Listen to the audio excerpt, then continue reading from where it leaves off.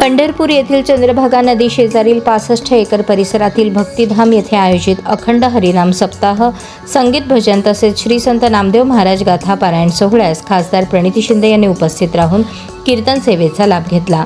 गुरुवर्य ज्ञानेश्वर उर्फ छोटे माऊली कदम महाराज यांच्या मार्गदर्शनाखाली श्री ज्ञानोबाराय व श्री तुकोबाराय पालखी सोहळ्याचे जनक तपोनिधी नारायण महाराज देहूकर यांच्या त्रिशतकोत्तर अमृत महोत्सवी प्राकट्यवर्ष निमित्त या पवित्र सोहळ्याचे आयोजन करण्यात आले होते। वारकरी संप्रदायाच्या भक्ती, अध्यात्म, संस्कार आणि हरिनामाच्या गजराने भारलेल्या वातावरणात उपस्थितांना समाधान व आध्यात्मिक ऊर्जा लाभली।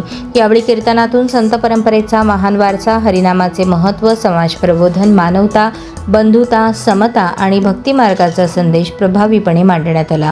द्वेषाला प्रेमाने जिंकण्याचा आणि भेदभावाला समतेने उत्तर देण्याचा संतांचा विचार समाजाच्या सर्व स्तरांपर्यंत पोहोचवण्याचे महत्त्व अशा सप्ताहाच्या माध्यमातून स्पष्ट होत असल्याची भावना व्यक्त करण्यात आली। अखंड हरिनाम सप्ताह, गाथा पारायण आणि कीर्तनाच्या माध्यमातून समाजात अध्यात्म, संस्कार, एकोपा, सकारात्मक विचार तसेच धर्म परंपरेचे जतन व संवर्धन करण्याचे कार्य अधिक दृढ होत असल्याचे यावेळी उल्लेख करण्यात आले।